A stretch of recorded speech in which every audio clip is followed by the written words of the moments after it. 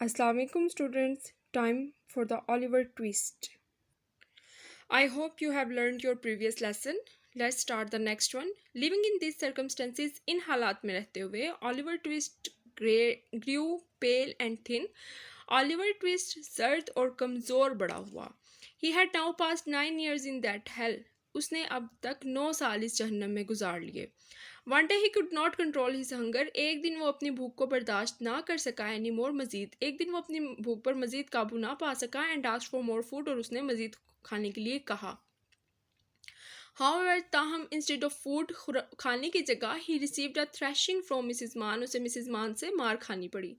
She then locked him up in the coal cellar. यानी उसे मारने के बाद शी दैन फिर उन्होंने लॉक्ड हिम अप उसे बंद कर दिया ना कोल सेलर कोयले जमा करने वाली जगह पे. एट दैट मोमेंट उसी लम्हे mister Bumble reach there. Mister Bumble वहाँ पहुँच गए. Mister Bumble the town beadle. Mister Bumble जो टाउन के चर्च के ऑफिसर थे, गिरजा के ऑफिसर थे, was a fat ill tempered man. वो मोटे और गुस्से वाले आदमी थे. Oliver's name had been given by him. Oliver का नाम उन्होंने ही दिया था. He named the orphans. वो यतीमों को नाम देते ऑफ पुअर हाउस के in an alphabetical order. Alphabetical order में यानी ABCD इस तरह से हरूफ तहज्जी की तादाद के हिसाब की उसके ऑर्डर के निज़ाम के हिसाब से. And when he reach the letter T. और जब वो T पर पहुंचे इट वाज ऑलिवर्स टर्न. ये ऑलिवर की बारी थी. ही सेड टू मिसिज मान. उन्होंने मिसिज मान से कहा Oliver Twist is now too old to stay here. Oliver Twist अब यहाँ रहने के हिसाब से बड़ा हो चुका है. So I came to fetch him back to the main work house. लिहाजा मैं उसे वापस मेन वर्क हाउस में ले जाने के लिए आया हूँ. Mrs Mann hurriedly pulled Oliver's from the coal cellar. Mrs Mann ने जल्दी से ऑलिवर को कोल सेलर से निकाला एंड वॉश हिज फेस. और उसका मुंह धोया. She gave him a slice of bread as he look too hungry. उन्होंने उसे रोटी का टुकड़ा दिया क्योंकि वो बहुत भूखा लग रहा था. He had a little brown cap on his head. उसके सर पर एक छोटी भूरी टोपी थी. He was then carried away by Mr Bumble from the rest place. फिर मिस्टर बम्बल उससे उस ख़राब जगह से बुरी जगह से ले गए. Where he never got a kind word और इवन अ सिंपैथेटिक लुक. जहाँ उसे कभी भी कोई मेहरबान लफ्ज़ या एक हमदर्दाना नज़र नहीं मिली. Yet Oliver had tears in his eyes. फिर भी ऑलिवर की आंखों ताहम ऑलिवर की आंखों में आंसू थे. He wept for parting from the only friends who had been his companion in his misery. वो अपने उन दोस्तों से अपने वाहिद दोस्तों से बिछड़ने पर रो रहा था. Who had been his companion in his misery. जो इन मसाइब में उसके साथी थे. ठीक है. पार्टिंग होता है बिछड़ना, अलहदा होना. वेप्ट रोना. He felt all the more lonely. अब वो मज़ीद खुद को तन्हा समझने लगा था, महसूस करने लगा था. After reaching the main work house में पहुंचने के बाद Oliver at first appear before the board. Oliver को पहले बोर्ड के सामने पेश होना था. He was told that he had been brought there to be educated and groom. उसको बताया गया कि उसको यहाँ लाया गया है ताकि उसे पढ़ाया जा सके और सिखाया जा सके. He was informed. उसको बताया गया that he would start working from 6 o'clock in the morning. कि उसे सुबह 6 बजे से काम शुरू करना होगा. And continue working till late in the evening. और शाम को देर तक काम करना होगा, काम जारी रखना होगा.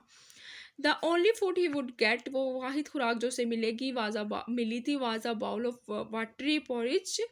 एक पानी वाले दलिए का आप जी समझ लें, कटोरी कह सकते हैं, बाउल कह सकते हैं. Thrice a day. दिन में 3 दफ़ा. And a rough hard bed to sleep. और एक ख़राब सख्त बिस्तर सोने के लिए.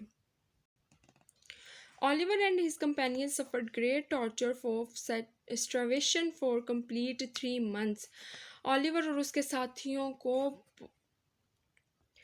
भूख की तकलीफ़ बर्दाश्त करनी पड़ी फॉर कंप्लीट 3 months. पूरे 3 महीनों के लिए. One day the poor and hungry boys. एक दिन भूखे और गरीब या बेचारे लड़कों ने हेल्ड अ मीटिंग. एक मीटिंग बुलाई. And decided to send Oliver's for more food. और तय किया कि वो ऑलिवर को मज़ीद खाना लेने भेजेंगे. It was also decided. ये भी तय हुआ that in case he was able to get more food. इस सूरत में अगर उसे मज़ीद खाना मिलता है the next boy would try for it. तो अगला लड़का भी इसके लिए कोशिश करेगा. यानी वो लोग बारी बारी जाएंगे और खाना मांगने की कोशिश करेंगे. अगर ऑलिवर को मिल गया तो फिर उम्मीद है कि उन्हें भी मिल जाए.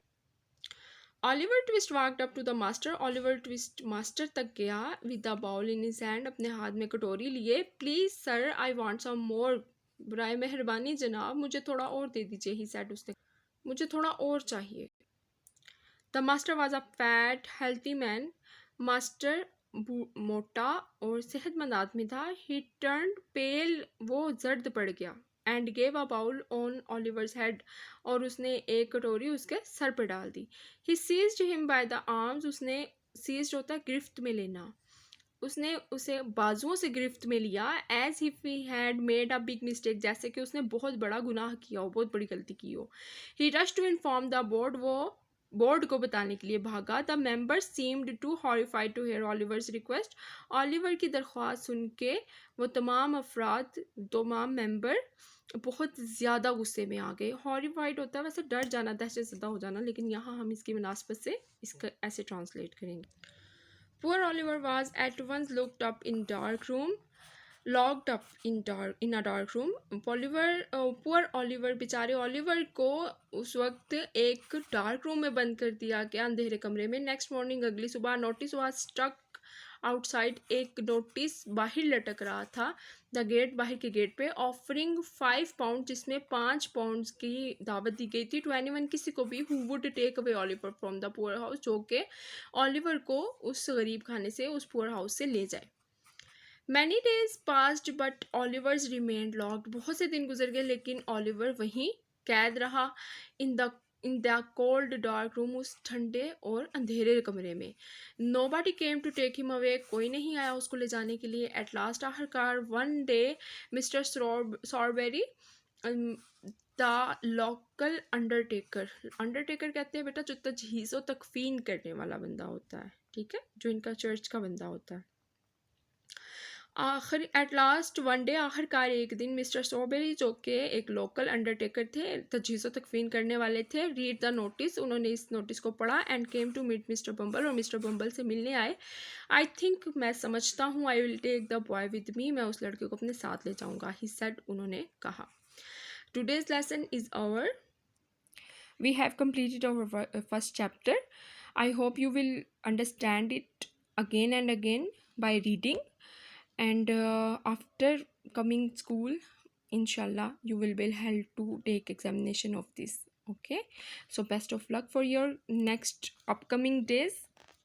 inshallah next lecture के साथ फिर हाजिर होंगे। अस्सलाम वालेकुम।